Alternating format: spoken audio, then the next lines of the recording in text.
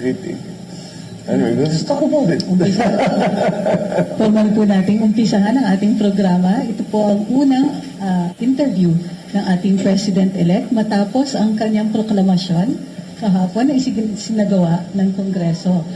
Kasama natin ngayon, 3 kinatawan ng ating mga networks, Ms. Eden Santos sa Net25, Mr. MJ Mondehar ng SMNI, Mr. Ivan Mayrina ng GMA. Ukol dun sa inyong mga pinabahagi na topics o mga paksa kaninang umaga, ayusin lang po natin ang mga katanungan natin at umpisahan po natin kay Ms. Eden Santos. Ayun, dahil po akong mag-isang babae, nagkasundo po tatlo. Ayan, ladies first daw po, Mr. President. So, kumusta na nga po ang inyong gising ngayong umaga after the proclamation mo na kahapon? Wala. Official na talaga eh. But we have not, hindi naman namin na mula nung May 9, May 10, nandito na kami already trying to put together the government, the next administration. So, pero siyempre, very significant yung kahapon at kahit pa paano, it's slowly sinking in na eto na talaga yun. But anyway, it also became productive because nakausap ko na yung mga legislators natin at sinasabi ko na sa kanila, ito yung mga dapat natin gawin, ito yung mga hihiliin ko sa inyo. I think I'm hoping there will be a honeymoon period na maging maliwanag at maging maganda at maayos ang relationship, cooperation between the legislature, the executive, and of course the judiciary. So that's what we spoke about at length. After naiwan pa ako doon ng mga 3 oras kasi nag-uusap na kami tungkol diyan. So it's all very commemorated. Of course, it's all very exciting. Actually, hear the proclamation of the Senate President and the Speaker for both myself and for our incoming Vice President, Sara Duterte. But we immediately went to work because there's a great deal to be done. So, yeah, nasa tawang agad yung whatever, if you want to call it celebration, commemoration, napunta ka agad sa trabaho. But that's natural because talagang in our view, ang daming gagawin. So we have to get it done. I really want to hit the ground running on the beginning of the term. I also would like to have a very clear understanding between all of the cabinet secretaries, all the legislature. Very clear understanding of what we're going to be trying to do, the timetable that we're giving ourselves to do it in, the deadlines that we have to put, so that we don't waste any time. So, yes, it was very exciting, and it really brought home the fact that we won this election, and I will be president. But immediately it comes out, well, if you're going to be president, you don't get to work. So, yun ang mga nangyari. At least po magsisink in na yan later on. Before proceeding po dun sa formal interview namin, gusto lang po namin i-congratulate kayo. Ayan, congratulations po. Thank you. And Mr. President, how would you like to be addressed po by our Filipino people? Para mas, yung name calling ba, kumbaga, at para mas madaling matandaan? I think nilitaw na mga tweet. I don't know. PBBM? Okay na yun? That will work. I was SBBM when I was in the Senate. So, yeah, I think that will work. Kilala na ako ngayon. Kilala na ako, especially in the public because of the campaign of BBM. So, maybe that's the logical way to go. So, PBBM na po. Ano na po, tuloy-tuloy lang. Ano po yung magiging first order of the day po ninyo since kayo na po ay proclaimed as the 17th President of the Republic of the Philippines? Well, the first priority is always going to be the economy. And that's why we have been very, very careful in choosing the economic team. It's still down to jobs, to the increasing prices of commodities, some relief for the business community. We have to streamline the operations of government, which immediately brings us to digital and IT and digital communication para maging mas maganda ang patakbo. And also it will be better for the Philippines for the simple reason that when we deal with other countries, everybody else is digitized. Tayo lang ang medyo naiwanan. So it will make quicker. Ganun ang negosyo ngayon. Ganun ang investment ngayon. Kailangan talaga digitize. So those are the immediate things because those are the things that I think we can immediately enforce. But, the things we spoke about during the campaign, hindi pang kampanya lang yan. We really need to do something about, we need to find help for our MSMEs. We really have to create once again the value chain for agriculture. Education needs a lot of, I'm so happy that Vice President Sara has decided to take on the job. It's not a small job. So education to increase, and of course the infrastructure development continues. So these are the things that we can immediately go on. That's why I'm using the time between now and the 1st of July to plan, to talk to everybody and say, maging maliwanag ang plano. Ang kakaintindihan tayo lahat. Ito yung dapat natin natin. So, I guess in the 1st of July, we will have a cabinet meeting immediately just to everybody knows naman sa amin mga kinukuha naman namin magkakilala na yan. They were together before in their different areas. So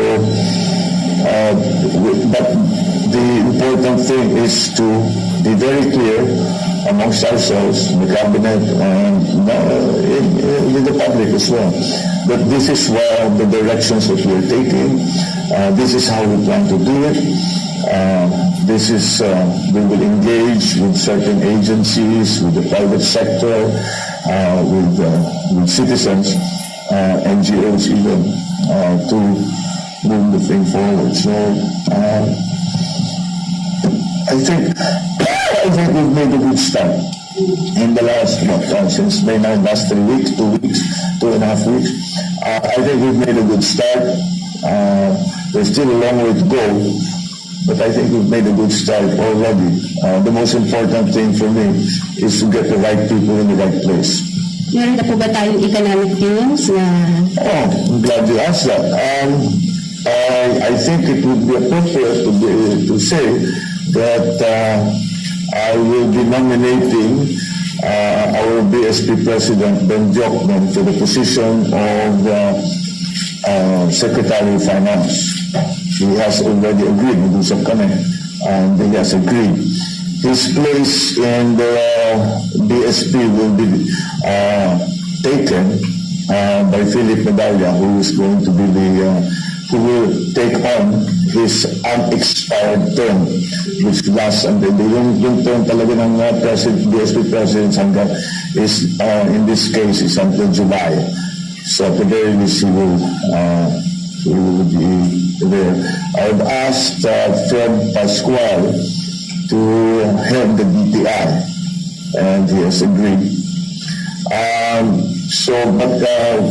We talk about the economic team, and maybe normally we don't consider this department part of it, but it is going to be part of it.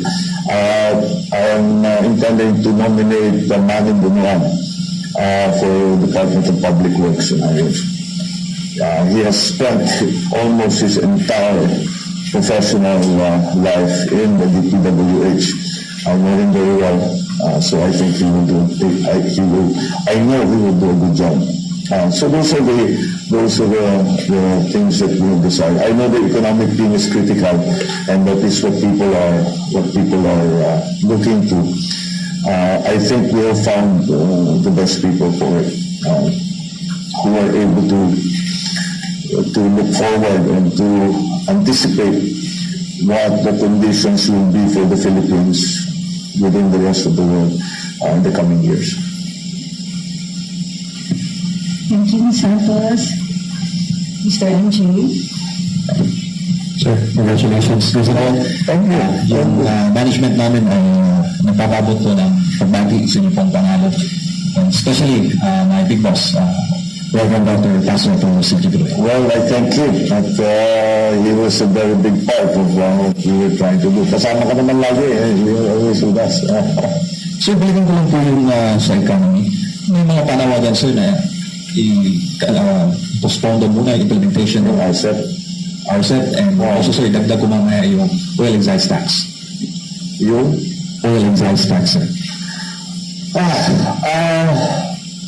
Okay, let's do RCEP first. Sa aking pananaw, let's have another look at it, because the RCEP is a very fine thing. Ako talagang a great proponent, believer in trade. Hindi talaga tayo, walang yumaman na bansa na hindi maganda ang kanilang trade. Meron silang manufacturing, marami silang ine-export. They're very involved in trade. But all the great economies in the past 200, 300 years, it really came down to trade. So that's something that we want to encourage, and that is what RCEP seeks to do. Now, the only stumbling block, the only possible stumbling block there is that it's all very well to trade if you are in a competitive position. And I do not know that our agricultural sector is sufficiently robust to take on the competition that the opening of the markets will cause ourselves. So let's have a look at it again and make sure na hindi naman malulugi ang ating agri-sector. Pagka rinatify na natin yan, dapat handa na yung sistema natin na makipag-compete. Dahil kung hindi talaga makipag-compete, masasapawan sila. Mawawala yung ating mga local, and panay naman ang import natin. And we don't want that. We want to beef up the agricultural sector. We want to have sufficient food supply for the Philippines in case of any crisis. We should really learn our lessons from the pandemic. That huwag natin pababayaan yan. Dahil pag may dumating na krisis na ganyan, ramdam na ramdam ng tao, kulang pagkain for various reasons. So anyway, sa RCEP, tignan natin ulit exactly what will be the effect, pag-aralan natin ng mabuti, that if we ratify it now, what will be the effect on our farming community, our farmers especially. They need protection. Hirap na hirap ang mga magsasaka. And how will it impact what our plans are to, as I mentioned earlier, create the value chain for agriculture once again. So that is my view on RCEP. Pag-aralan natin ng mabuti. Pagkaya ng ating magsasaka o suportahan natin ng gobyerno at kaya na sila mag-compete, i-ratify na natin na. But let's protect our farmers. Sir, sa oil excise tax, oil excise tax. I think there are other ways to handle the increase and the disturbances that we are having in terms of the petroleum products that we are importing. We can support those areas na tinamaan kaagad ng pagtaas ng presyo ng langis. Number one there was transport. And this is important because transport is going to be critical in the resurgence of the economy. And the reason I say that is because nakikita na natin, there are this, what we keep talking about supply chain problems that have arisen post-pandemic sa ibang lugar. I don't consider us post-pandemic yet. I think we're still hopefully at the tail end. But nonetheless, nakikita na natin in other countries na yun ang ginagawa na nagkakaproblema doon sa transport situation. Because COVID changed everything, we tried to go back nung bumubukas ang mga ekonomiya. Sinubukan natin bumalik doon sa dating gawin. Hindi na maaari yun. We have to do it in a different way. And we have to be more creative and more aware of what the future global economy is going to look like. So in terms of oil excise tax, I think we still have to look at that very well. If there is a commensurate,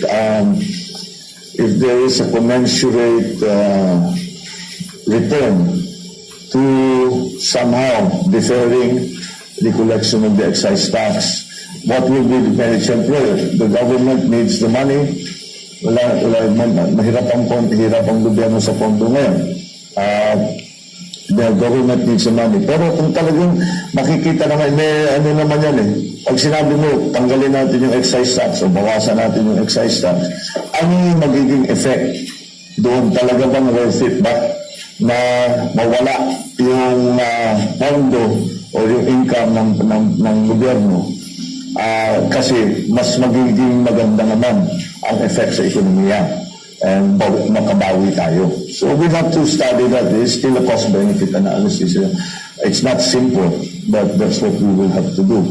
But of course, that will be one of the areas that will be under intense study in the first few weeks, because we really have to see our fiscal policy, how we handle it, and we have to be more analytical in the way that we impose new taxes or withdraw old taxes or amend the tax structure to see that there will be, as I said, a commensurate advantage perhaps in another part of the economy. But kailangan meron naman talagang may balance naman. So, kasi pag nawala ka agad dyan, wala nang tayong pangbigay ng tupad, wala nang tayong pangbigay ng ayuda, kailangan pa rin ng tao yan. But if the economy is ready, kahit kunin mo yan, may trabaho na, then perhaps we can think about it. Thank you, Jim. Mr. Martin. PPPM, sir.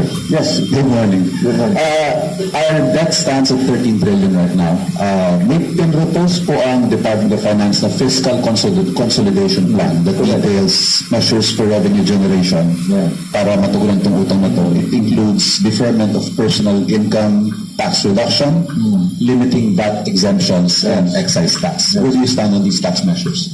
I think that's an examination we really have to undertake. I mean, just for what I hear from legal practitioners, we have to codify our tax. Kasi yung tax natin, it has evolved over many administrations. And what I will try to apply is that there will be hindi lang yung kuha tayo dito sa same tax, kuha tayo dito sa oil, kuha tayo dito sa housing, kuha tayo dito sa cooperative. Hindi, kailangan talaga may plano tayo. So gagawin natin yung plano natin, and the fiscal policy is going to follow that. Now in my discussions with our legislators yesterday, we are trying to create some fiscal space so that to reduce the load on ordinary citizens, and maybe move the load up, the tax load up, and there are also distribution of wealth implications to that, which are very, very important. It's one of the areas that I think we have to work on very, very hard. the distribution of wealth dito sa Pilipinas has not been very equitable. And so that's something that the fiscal policy will hope to balance, achieve a better balance. So we must approach all of these things. The economy is a living thing, and you cannot just look at one area without trying to anticipate what the real effect will be for the entire economy and for. So we have to. The point I'm making is that we have to have an economic recovery plan, and the fiscal policy will follow that. What areas will we encourage? What comes up off the top of my mind is MSMEs kagad. Bawasan na natin, or give them a holiday, tax amnesty, tax holiday. Let's study. We're studying that now.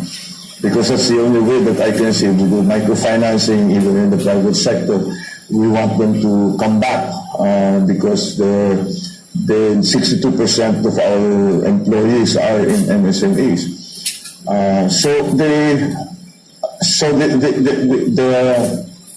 The agriculture also,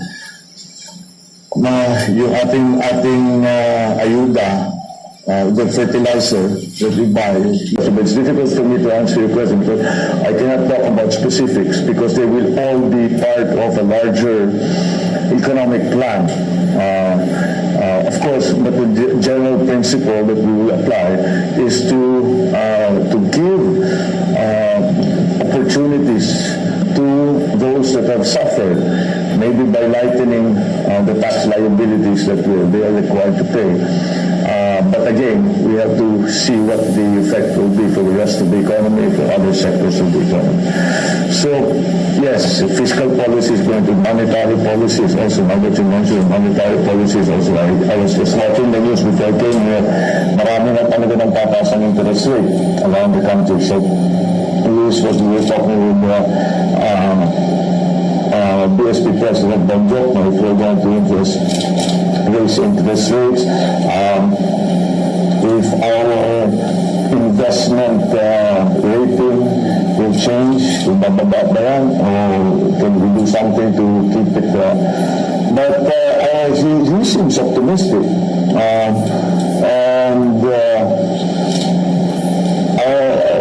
to an extent I share his optimism, and I think we can do it, but we have to be very, very, how do you say, we have to be very circumspect about making sudden changes, because as we've seen, all of these sudden changes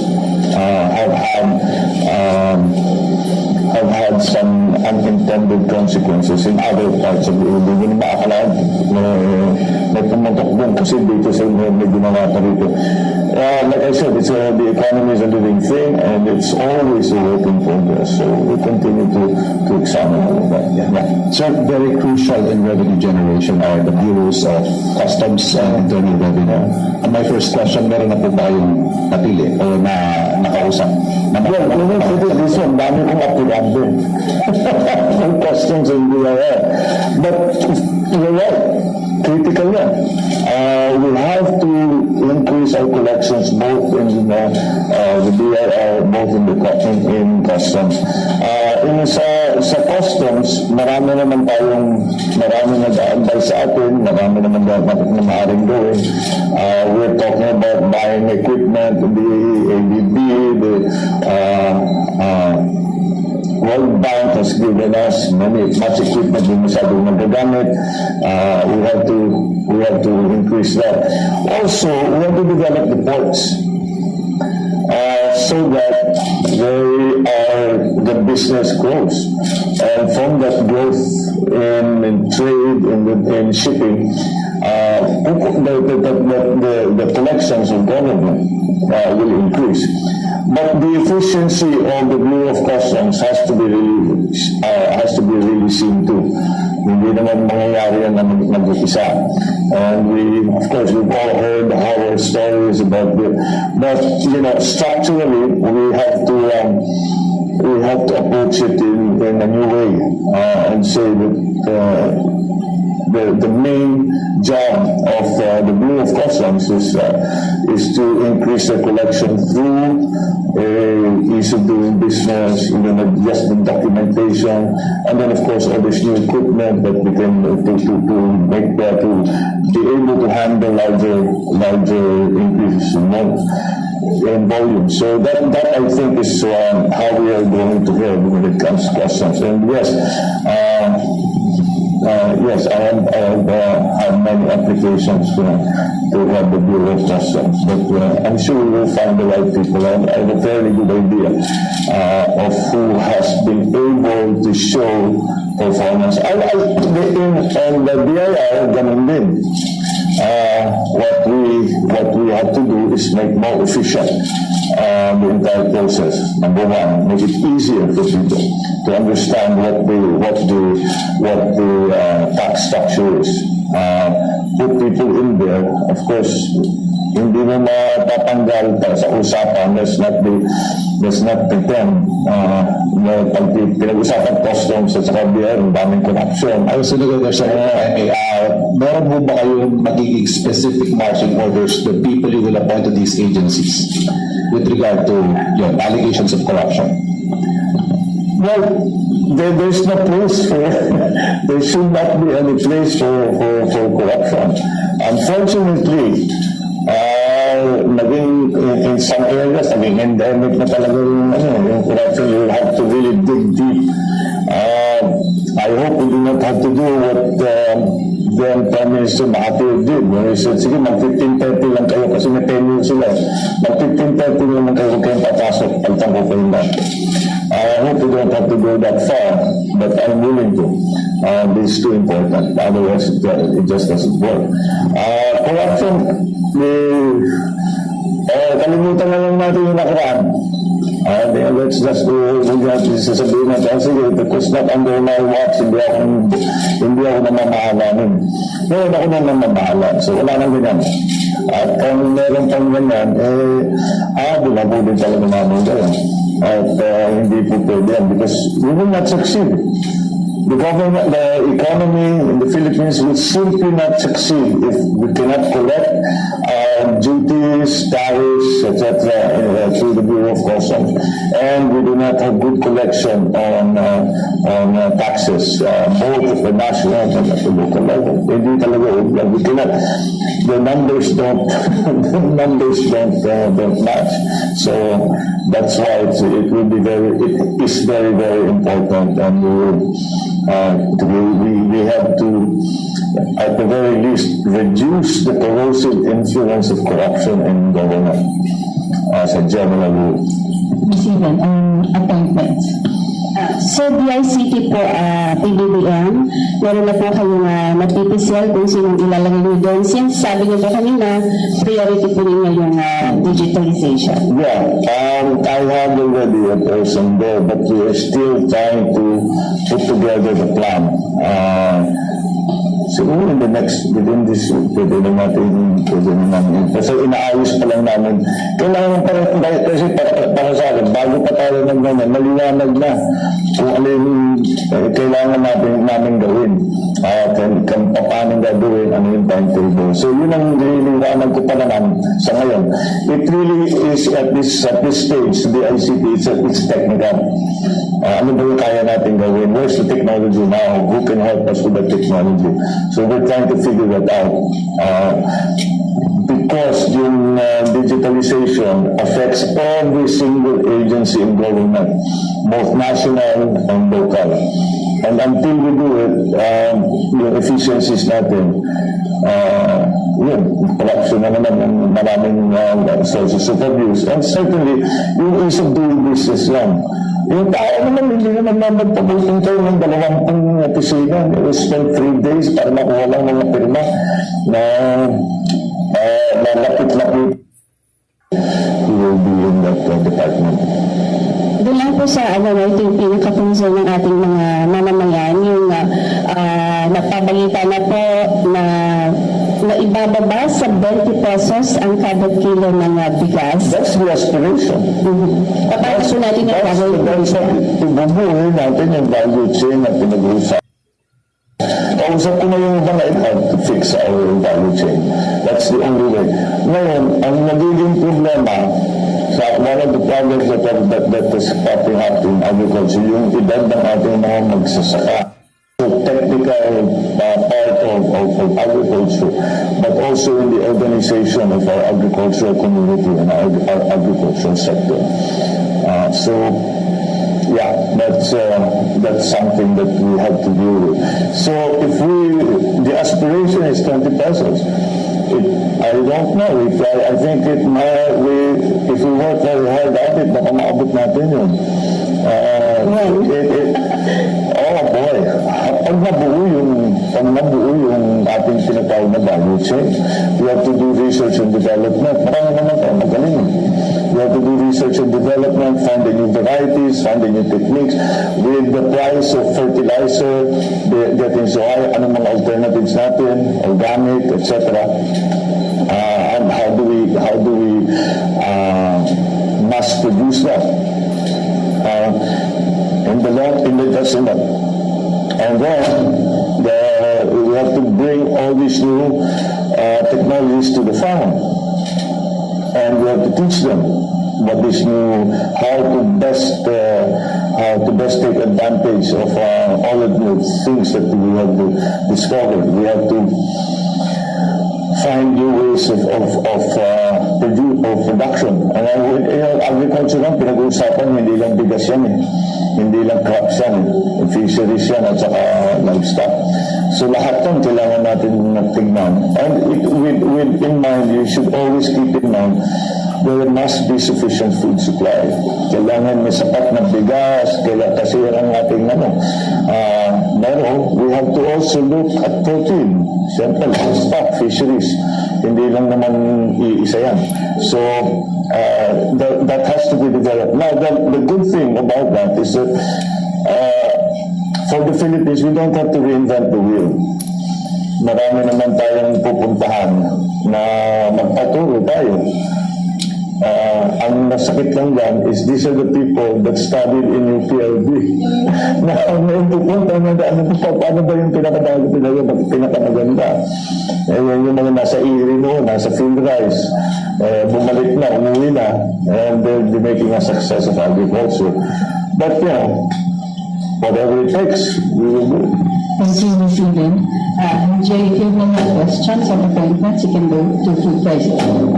For appointments lang, sir, balikan ko lang. Sige. Nagkakaroon ba ng special assistant to the president na position?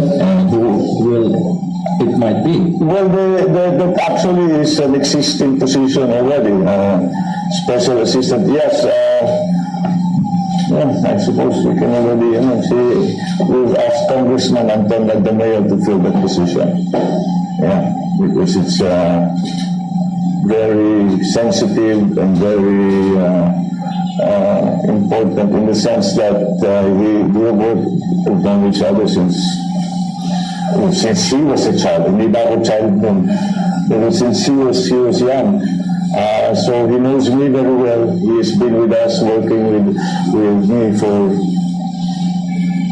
10 years, mga ganun. So in terms of the working relationship naman already. And then, between the two of us, siguro we've already found a modus vivendi. So that should be an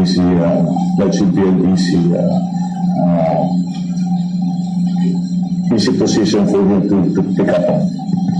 Sir, may inside wheel po kaya kapag alam mo.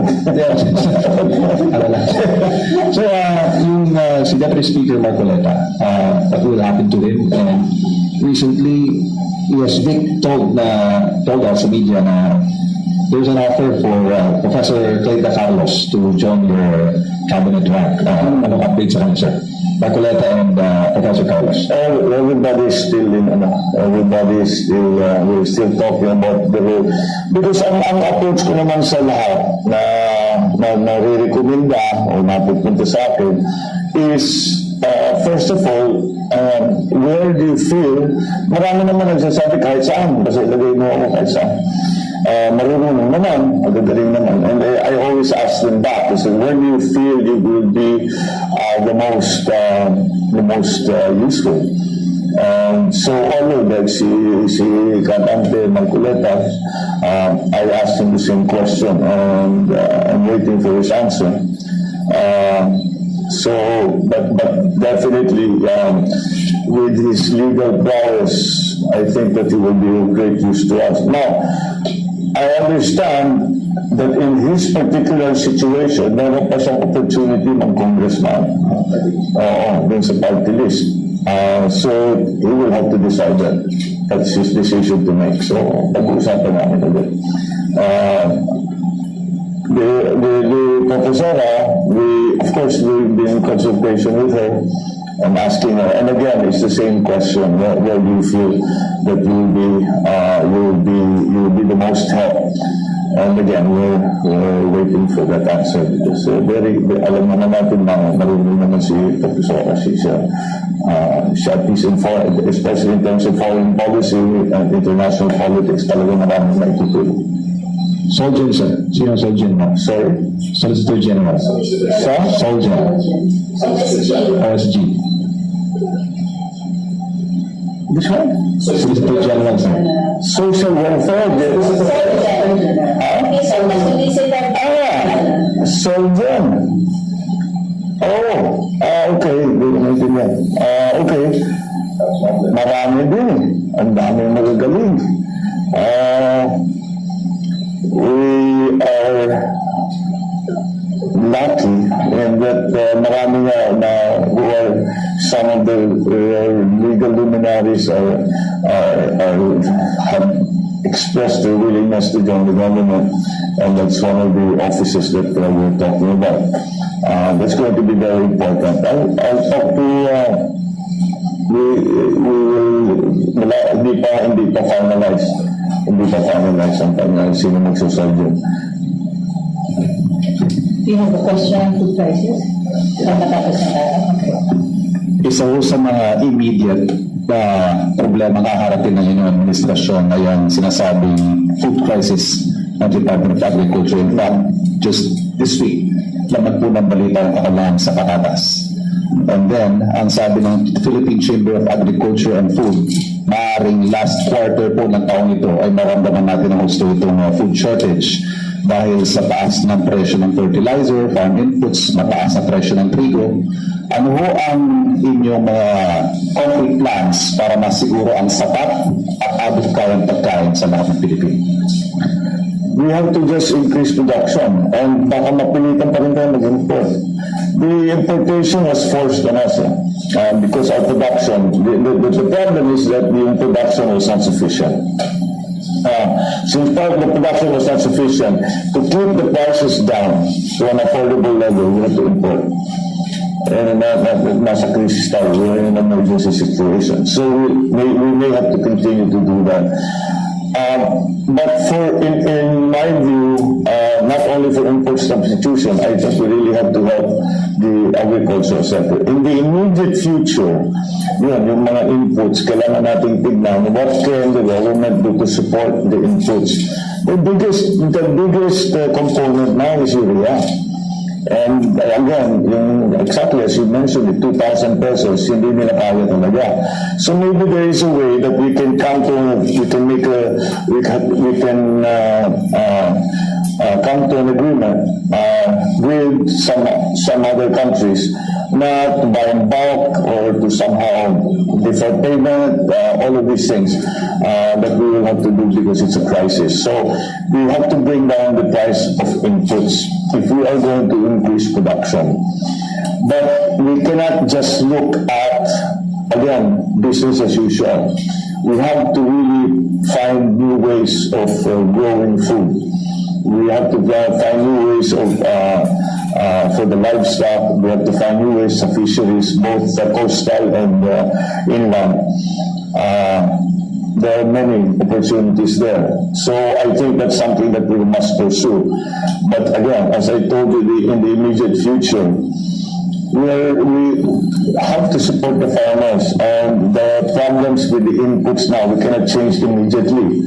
But immediately what we can do, as I said, is to find sourcing of the inputs. But again, we'll have to import. I mean, it hurts to say it. It hurts to think it, but we are in the middle. Napabayaan talagang agri. May pondo po ba tayo para sa pag-aangkat? Sa Pag-aangkat.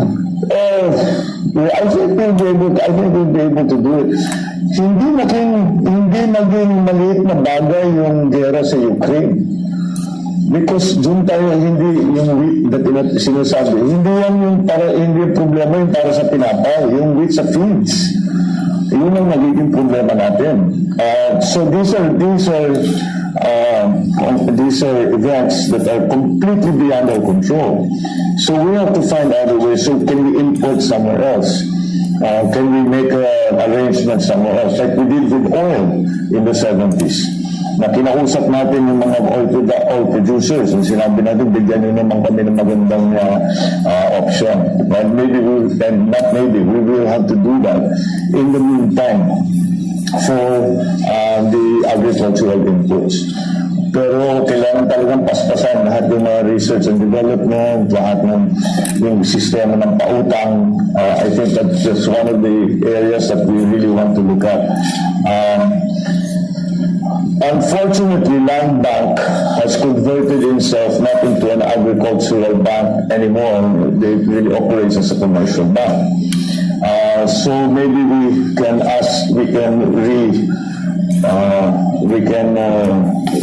return those lending institutions that are supposed to be supportive of the agricultural industry, supportive of farmers, back to its original brief na kung saan napunta. We have to return many of the functions of agencies in government to what they are supposed to be, but they have turned into something else. Like NFA was never formed to import. Quite the contrary. NFA was formed to stabilize prices. Sana ibalik natin doon. But again, I don't want to sugarcoat the problem. It's the problem is serious. It will take, in the immediate future, I think we will be able to find palliatives yung para naman makatulong lang tayo for now. But those cannot be the solutions, the long-term solutions. We have to find long-term solutions. And there's nothing more. We have to go back to I know I keep saying the phrase, but that really is where we're headed, is the value chain of agriculture. From the very beginning of it, to production, to processing, to mechanization, to credit, all the way to retail. We have the basic elements in place. We just have to return everyone back to what their function is what function is needed by the agricultural sector from them. Sige. So what about how do you intend po na to resolve the high prices of petroleum products? Are you planning to buy back petrol? Since sabi po ni Mr. Ang ay willing naman siyang ibenta ulit yung petrol sa under your administration. And then yung OPSF, ano po ang inyong plano? Ibalik ba yan? Well, first of all, we cannot control prices. This is the nub of the problem. It's beyond us. Hindi tayo price giver, price taker tayo sa oil market. So, kung ano mangyari, when OPEC decides to do one thing, OPEC decides to do something, we just have to accept it and we just have to take it. What we did, as I said, if I remember correctly, and actually I was part of the effort, was in the when the 1973 oil crisis hit, what we tried to do was to make more beneficial arrangements. Like I remember I was sent on a mission by my father together with then Secretary Velasco of Energy. And we discussed with Saudi Arabia and all the other oil producing countries that we buy oil from to lengthen the payback period from, I think it was 90 days to 180 days. And we were able to manage that, which medyo talagang naging mas maganda ang sitwasyon because also we were very worried at that time of our foreign reserves. So that helped very much in the situation, in the management of the oil crisis in 1973. I think that we can also consider what is happening now as another oil crisis. And that's why we will see if we can do that. Marami naman tayong kaibigan na siguro na hanggang tumulong.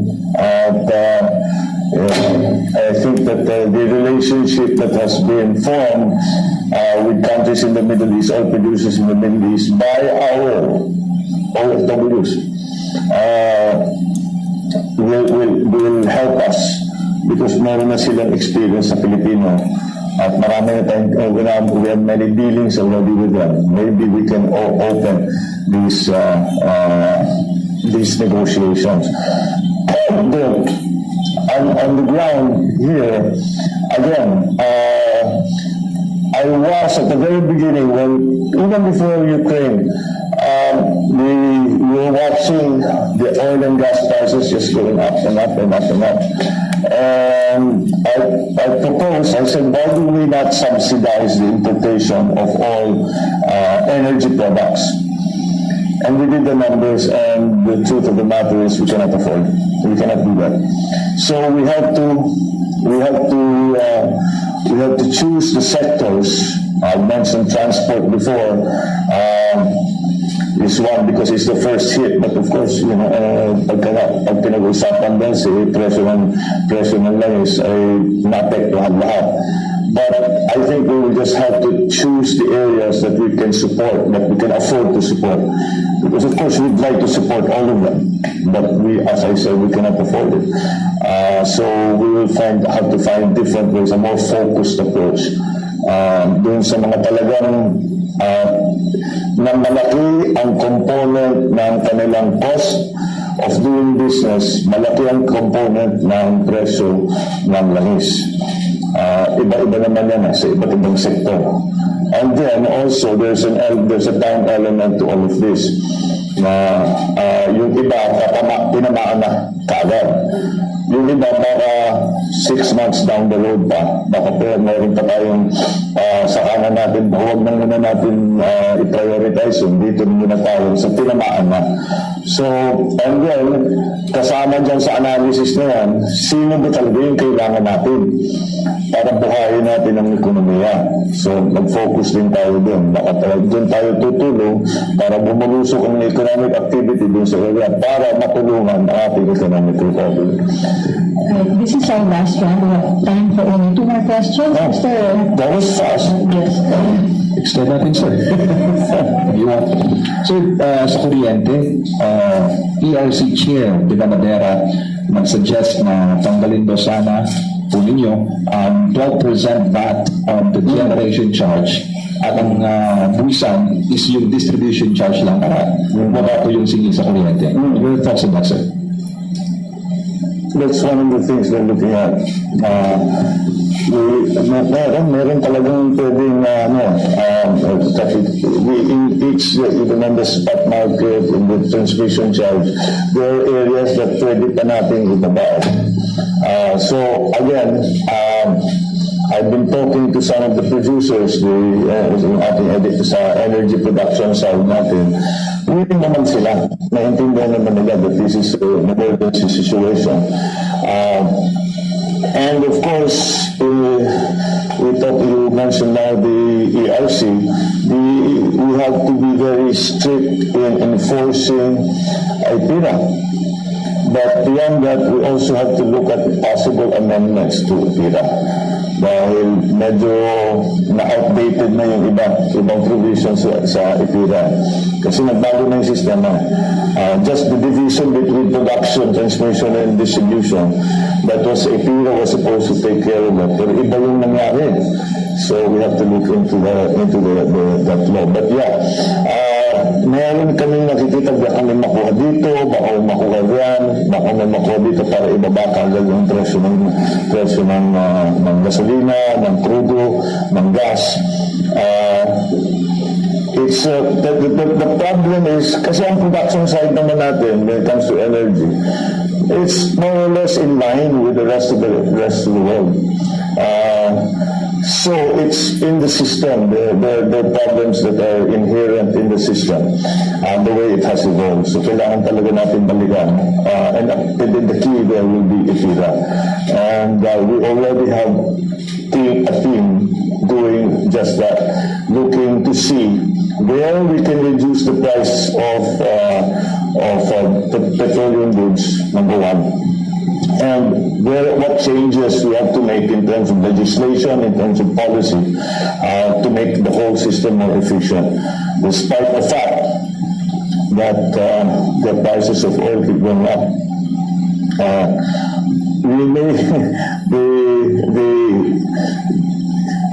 there is the other issue when it comes to energy, in that we have made commitments internationally to reduce our dependence on, first of all, coal, and to replace it with renewables. But when we first tried to do that, right after COP26, if you remember, the whole world tried to do it, wala pa lang kapalit yung coal. Hindi pa ready yung renewables. So, tignan natin yan. We have to also determine the mix of renewables. The renewables to traditional. Diyan na pumapasok ang usapan ng nuclear. Because if you look at statistics, look at it, tanggalin muna natin yung mga politika. Tingnan natin talaga ang data. Nuclear remains to be the cleanest and cheapest way to produce energy. The problem is that the lead time for any power plant, not only nuclear, is minimum yata 5 years. So matagal yan. So in the transition, we have to find another source, a cleaner source of energy. So maybe gas will be the transition. Hindi yung gas is cleaner than coal, it is as clean as it's going to get. But until we are able to sufficiently increase our power production through renewables, we have to find the pantawid from purely traditional to the new mix of renewables and traditional. So energy is hard. Talaga, aminin ko sa inyo, energy is hard. We really did the world situation, the local situation, the way that we have evolved our systems, it's very complicated. It can be quite complicated. So we have to really come up with some good strategies there.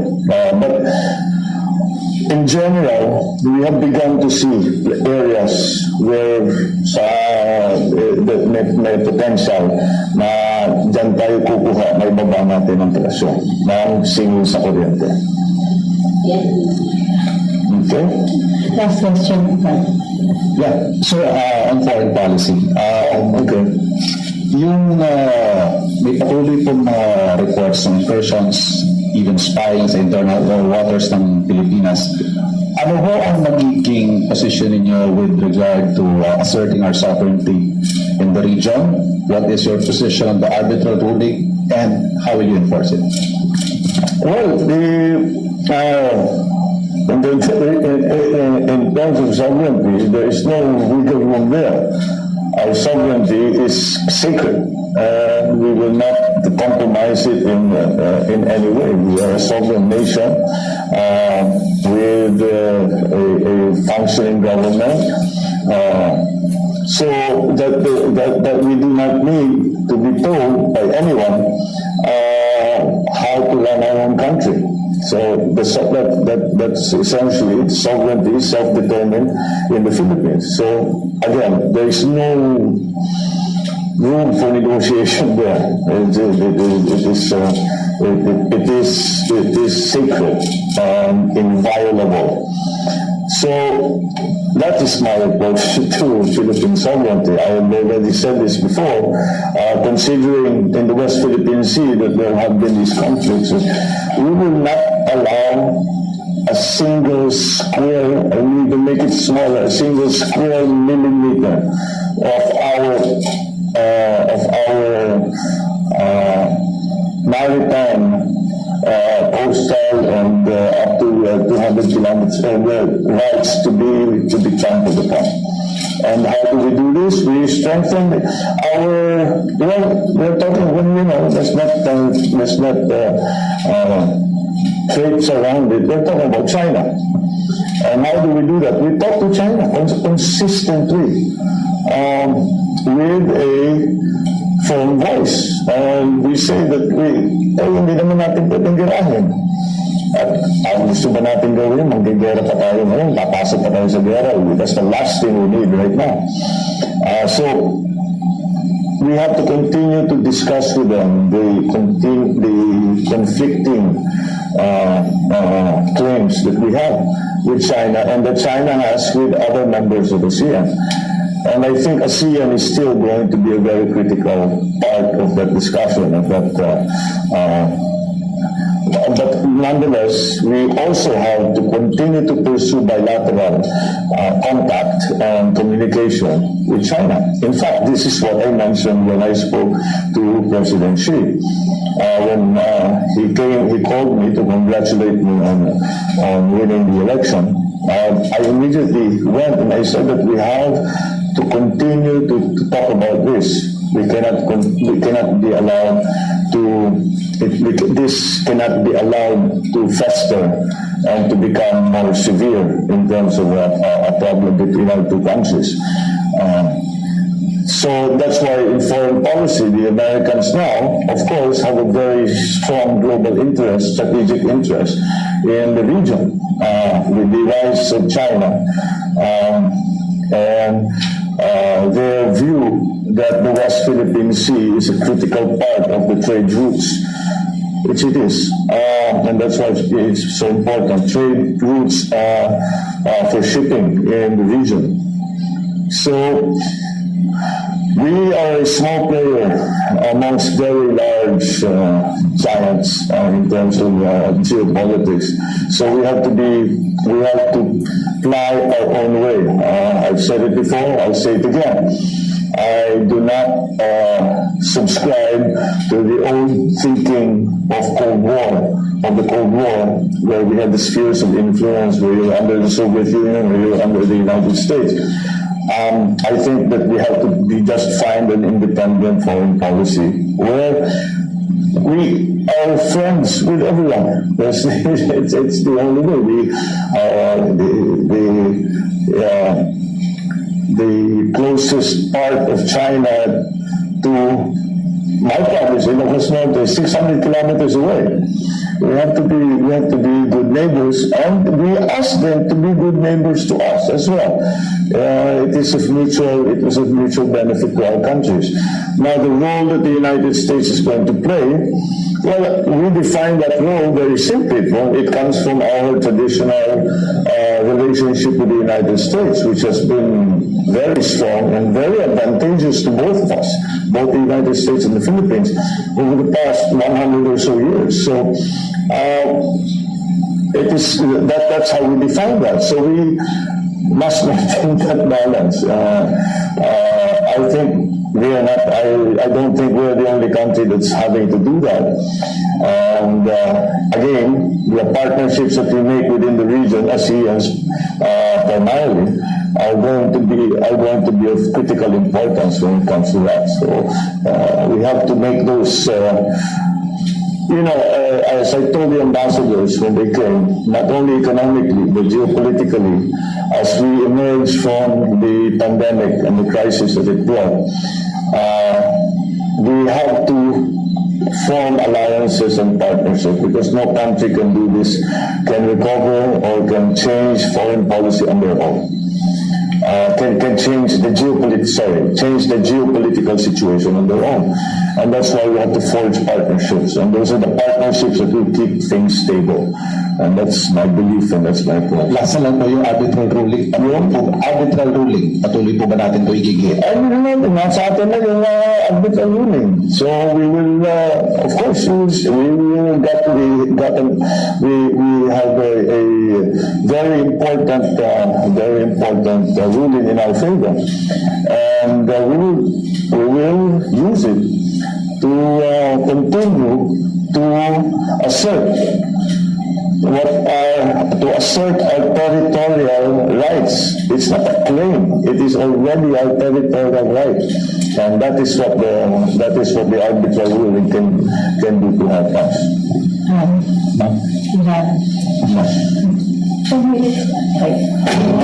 Sir, may request kasi ang ating mga kababayan ng loob.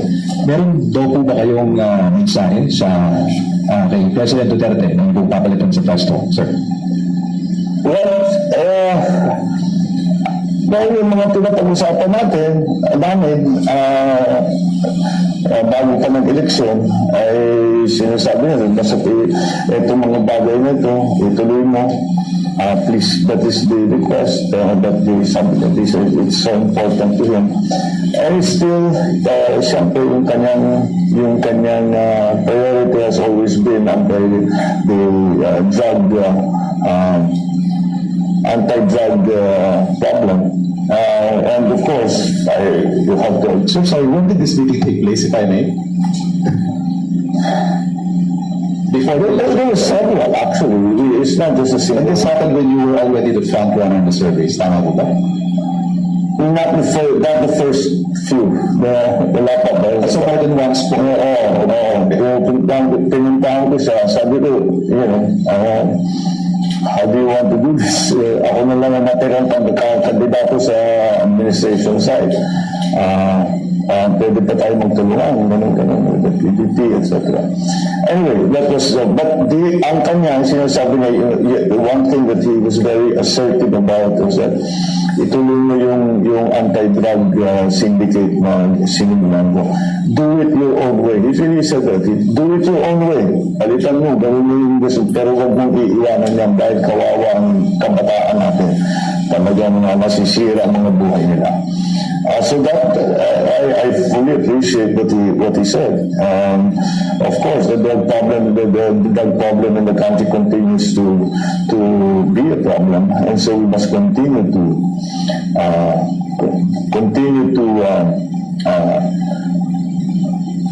look that way. So foreign policy, of course, the president, si PRRD, has taken a very slightly unorthodox approach. But again, balance is his thing, so we agree on that. In terms of the economy, the last time we spoke, he said they were discussing an increase from 200 to 500 sa ayuda. So they were talking about it. He turns to me and said, sorry na lang kung sususin ko yung pera, pero kailangan na talaga ng tao. So this is a cabinet meeting?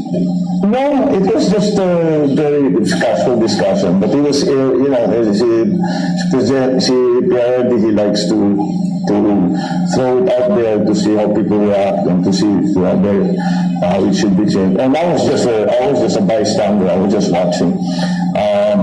And so that talagang tama rin naman siya. I don't think he had a choice. Na talagang kailangan pa rin ng tao, kawawa pa sa ating tao. So, those were the areas that we specifically spoke about. Yeah, so that's... I'm sorry? If he wants to. If he wants to. So it's a standing offer from the president-elect? I will, no, he has not, we have not talked about it. But I'm open to anyone who's able to help in the government. So, matagal na kami magkaibigan ni PRRD nung mayor siya pa, long time ago. So, I'm sure if he wants to play a part, sasabihin naman niya sa akin. I'm certainly open to all of that. So, principles po, nag-reach out na ba sa inyo, open ba yung administration sa mga nakilaban ninyo na mabigyan ng position, confident naman po sila? Marami na, meron nga yung sinasabi, meron mga, hindi ko na babanggitin kung sino, pero ilan dyan, sabi ko, lumabang kami sa inyo, siguro wala na kami pag-asa dyan sa gobyerno. Sabi ko, politika na nga, trabaho na tayo. Okay lang yun. But for me, that's part of it. And that's finished. The people have spoken, the decision has been made, so let's work on that basis. And again, ang aking criterion talaga sa kukunin namin, kung sino yung marunong, sino yung magaling doon sa area na yan, at hanggang tumulong. What else do you need? Diba? And I was right before when I said one of the hardest parts of picking these experts and yung pinakamagaling is that because they are successful, very maganda na yung buhay nila eh. Kasi kung pumasok ka sa politika, ang gulo-gulo ng politika, but ang dami talagang willing dahil Pilipino sila eh. Nagmamahal sila sa Pilipinas. Maraming salamat po. Thank you. Eden, MJ, Ivan. Thank you. Thank you, PDG. Thank you, Secretary Christie. Ano yan?